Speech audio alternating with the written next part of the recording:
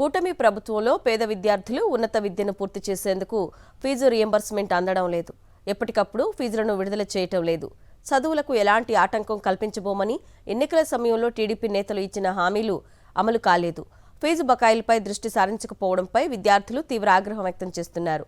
వడ్డీలకు అప్పులు తెచ్చి కాలేజీలు నడపలేకపోతున్నామని ప్రభుత్వానికి డిగ్రీ ఇంజనీరింగ్ కళాశాలల అసోసియేషన్లు లేఖ రాశాయి. కూటమి పాలనలో విద్యార్థుల భవిష్యత్తు అగమ్యగోచరంగా తయారైంది. ఫీజు రియంబర్స్మెంట్ బకాయిలు చెల్లించకపోవడంతో కళాశాలలను నడిపే పరిస్థితి లేకుండా పోయింది. ప్రైవేట్ ఇంజనీరింగ్, డిగ్రీ కళాశాలల అసోసియేషన్లు తీవ్ర ఆందోళన వ్యక్తం చేస్తున్నాయి. కళాశాలల నిర్వహణ కోసం బ్యాంకుల నుంచి తీసుకునే లోన్లలో ఓవర్ డ్రాఫ్ట్ పరిమితి కూడా దాటిపోయిందని ఆవేదన వ్యక్తం చేశాయి. అప్పులు కట్టడానికి మళ్లీ అప్పులు చేయడం, అప్పు పుట్టే దారి లేకపోవడంతో విద్యా సంస్థల ఆర్థిక పరిస్థితి మరింత దిగజారిపోయిందని ఆందోళన వ్యక్తం చేశాయి. ప్రభుత్వ నిర్లక్ష్యం తీరును నిలదీస్తూ 2 అసోసియేషన్లు వేర్వేరుగా బహిరంగ లేఖలను విడుదల చేశాయి.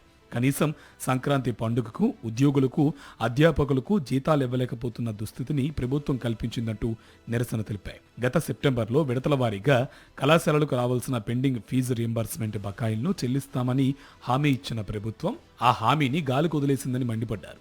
9 క్వార్టర్లకు సంబంధించి సుమారు 6,300 కోట్ల బకాయిలున్నట్టు తెలిపాయి. రాష్ట్ర చరిత్రలో ఎన్నడూ ఇటువంటి పరిస్థితి లేదని ప్రభుత్వ అసమర్థతను ఎత్తి చూపించాయి.